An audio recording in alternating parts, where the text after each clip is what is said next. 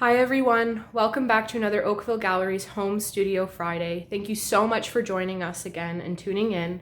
This week, we're going to be making nature rubbings. I took my dog Maggie out for another one of our daily walks, and I saw that all the trees were in bloom, the leaves were green, the flowers had sort of sprouted from the earth, and I thought this would be the perfect activity for this week in celebrating spring and all of the nature coming back to us. So this week, I'm going to show you how to actually transfer that texture of leaves or found objects such as bark from outside onto paper, simply using crayons or pencil crayons. And then I'm also going to take it a next step further, and I'm going to show you how to create resist artworks, because watercolor or water with food coloring actually resists the crayon. The wax of the crayon and the water don't mix together, so it creates a really, really cool effect. And I'm really excited to get started. So here we go.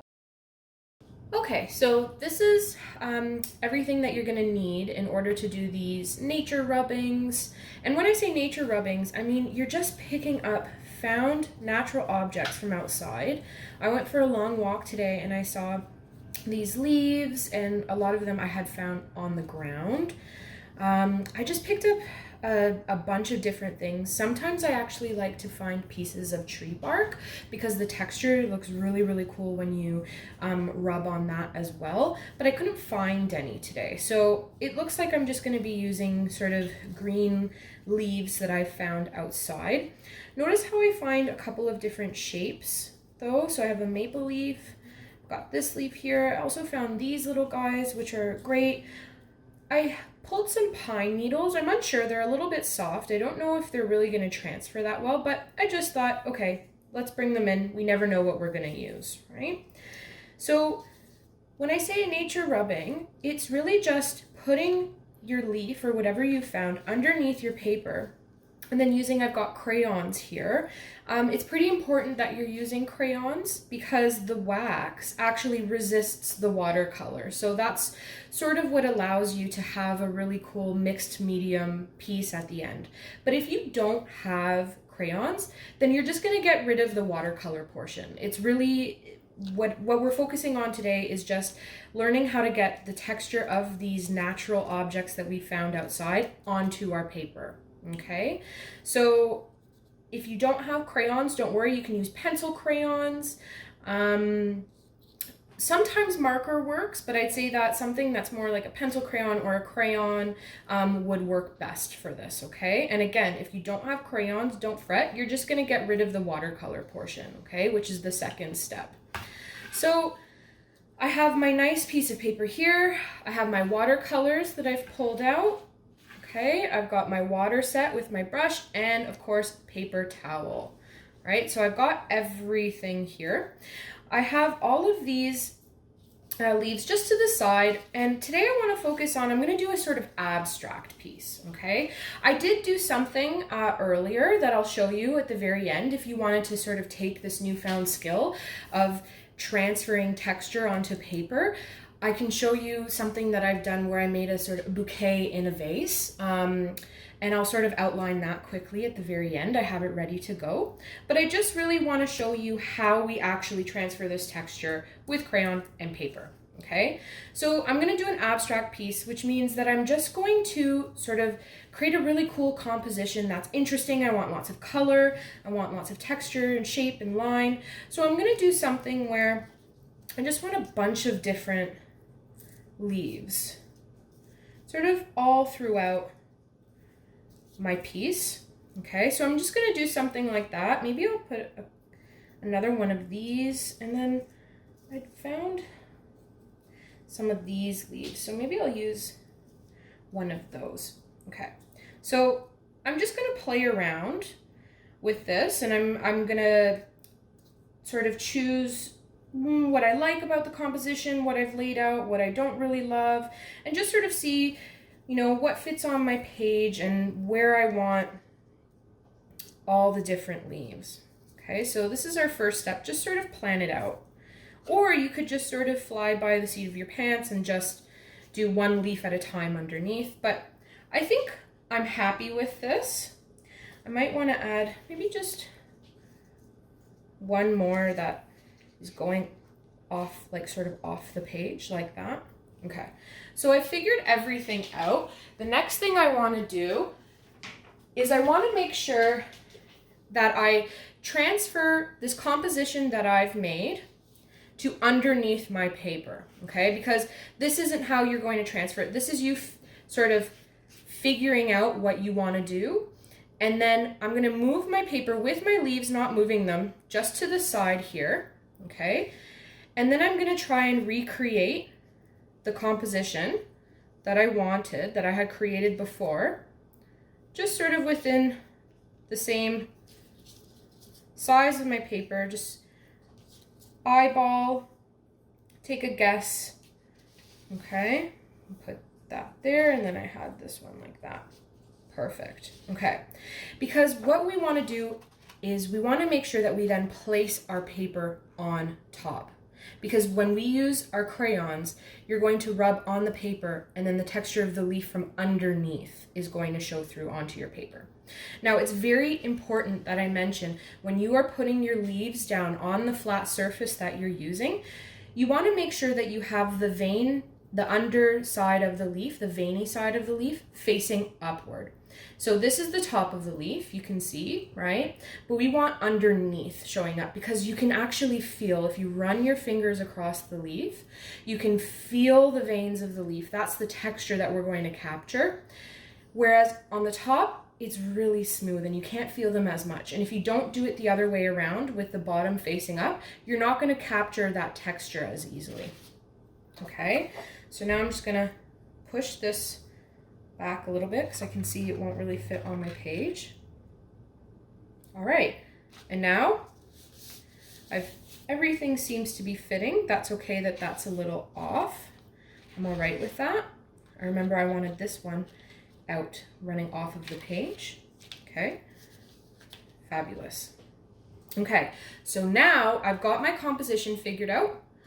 I have my crayons ready to go. I've got my paper on top. And now we are going to just color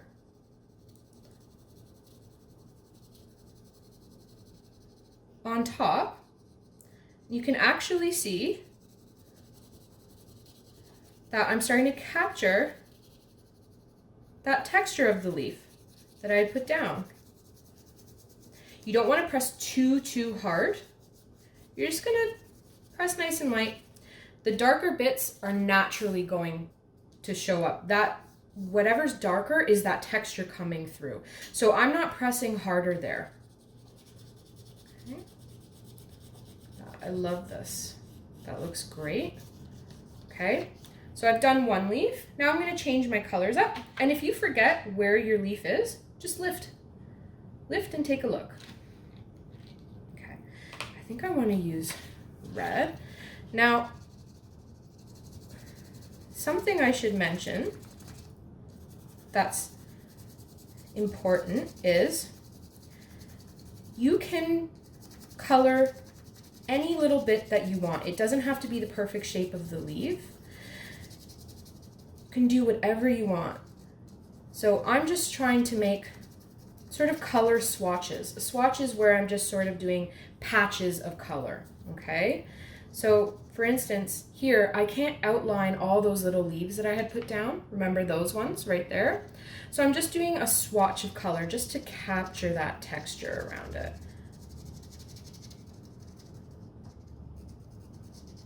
Ooh, I like that one. Okay, so I've done that color. Next up, I think I want to do blue.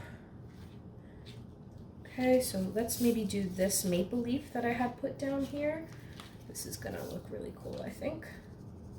Again, I'm not pressing too hard. Ooh, that blue is really capturing the texture. The maple leaf, I find, is one of the best leaves. If you can find them outside, that's one of the best ones to use to capture that texture. Look at that. It's just shining through. This looks really, really good.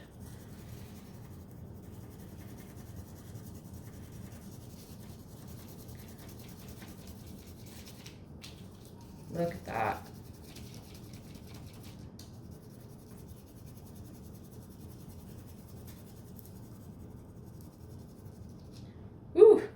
I love it. Oh, that one's my favorite so far. Okay, so I've done that. Maybe we should let's do some orange. I'm just gonna see where I had put that other leaf. So let's do some orange in the center here.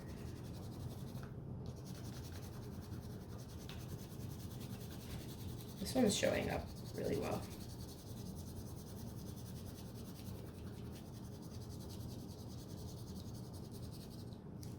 Looks really good. Okay, what's my next color? Maybe let's do this green. Let's see if I have a little bit of a darker green. I find that actually some of the darker colors you use actually transfer that texture a little bit better. You can just see it a little bit easier, I'm finding.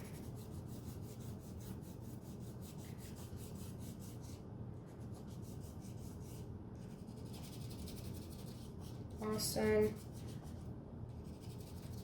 I really like that. Okay, so now I'm just gonna lift and see what my next one is. I have a little guy down here. Maybe we should do, I like that purple, so maybe let's just do that purple again.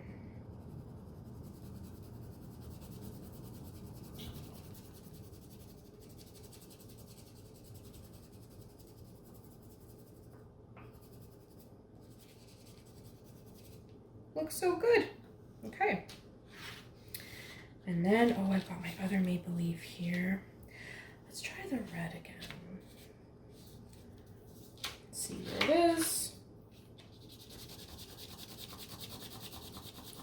I'm just gonna color over. And once you do one, it just gets a lot easier to keep going.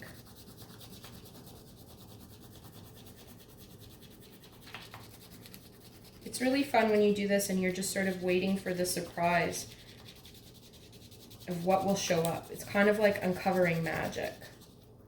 That's what it feels like to me. Look at that. That looks great. Okay, and then my last one here is I've got a couple of these, but I feel like it's a little bit too clumpy. So let's replace it. And maybe I want to do, which one should I use? Maybe I'll use, I found this leaf, which I had used down here. Let's do one of those again. Maybe that will be a little bit better in our composition. And then I kind of want to use that blue again. Just repeat it down here.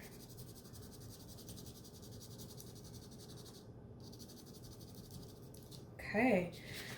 So this is just a great exercise to sort of play around and see what it actually looks like to have that texture of the leaves and the nature, the natural objects you found outside sort of come through your page. And it looks so cool. I really love that because leaves I find are very hard to capture when you're drawing them on your own, and it's just really cool to play around and create something with so much texture and different lines and shapes. This is an abstract piece, so again, it doesn't have to be perfect. I like how it's just sort of a mess of leaves on my paper. Okay, now we've used crayon here. I'm just gonna move these to the side because I'm gonna get ready to use my watercolors now. So I wanna make sure that these are accessible and easy for me to reach. I have my paper towel because again, when you're doing anything with watercolor, you wanna clean your brush off. It's always good to have paper towel with you, okay? All right, so now I kind of just want to do a multicolored sort of wash of my watercolor here. I don't really have a plan. I'm just going to sort of go with it. And I'm going to make sure though, when I'm choosing my colors and where I want to place them on my page in my composition, for instance, I'm not going to use a light blue and then wash over this light blue leaf. I want something that's sort of going to pop.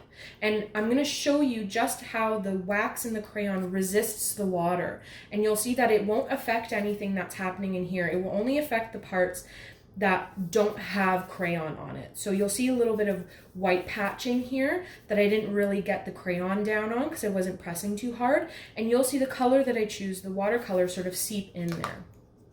okay? But the plan is to sort of make what we've colored in crayon pop even more. So I've done the blue here, so maybe I want to do something, maybe I kind of want to do red. So I'm just going to get all my red ready here. Mix it up a little bit. Make sure I've got enough water. We're just doing a light wash, so we want to use a good amount of water. Okay, so now I'm just gonna paint over my blue leaf.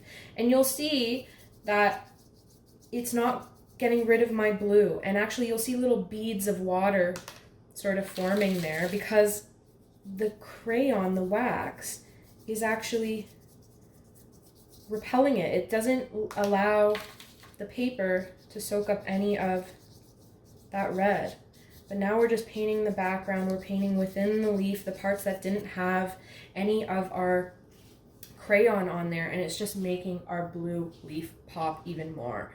So now I've got my green here, and actually I've got some yellow ready to go from something I was doing before. So let's just keep making that.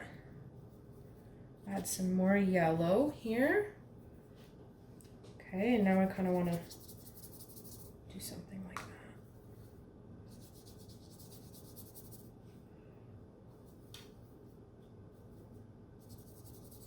Okay, and the same thing is happening here with our green leaf, that yellow, just going around it. Now I've got the purple down here, so maybe I want to do some orange. I'll do a nice light orange. I'll just mix that with my yellow. Get that going. Oh, that one definitely makes that purple pop. And maybe just blend it in there with that yellow we did above. I think that's my favorite corner so far. It's my favorite one. Beautiful. Okay, so now we had done the red with the blue up here, so maybe let's do the opposite. Let's do red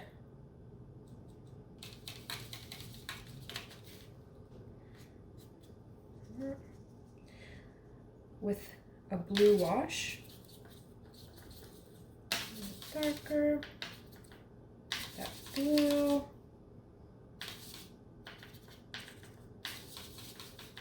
Okay.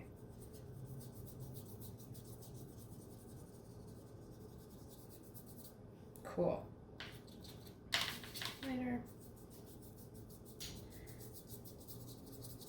And so this is just an experimental piece. You just want to sort of play around, get to learn how you actually create those textures on your paper. And you just want to see that resist. You want to play around with materials. It is so fun to just create an artwork, sometimes without a plan. It's just really nice to learn how to use different materials, learn a new technique, see how materials react with one another, like this resist technique that we're learning, and just create something really colorful, celebrate spring. I feel like we had done our Starry Night paintings not long ago, and it was sort of a way to capture snow if we wanted to do a snowy landscape. This is a way to celebrate the new season that's come and create something different. We'll have something very springy and summery with our textured leaves and our rainbow colors here. Okay, so I've got blue over here. So let's do a little patch of that orange so we can sort of continue it over here. Put that in. I just like how the blue looks, and then I don't want to do it over there because that's orange. We haven't used green yet. Let's use some green. I've got a little space here for some green. Let's do it over the orange. Ooh!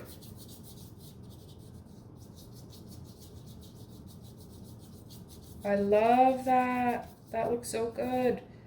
The orange and the green.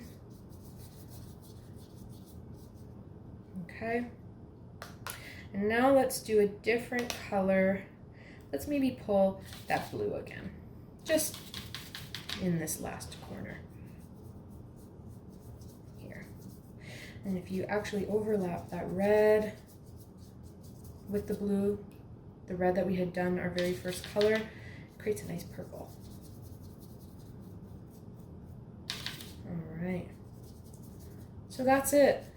That's our nature rubbing, just sort of playing around, actually learning how to create the rubbings, get that texture onto our page.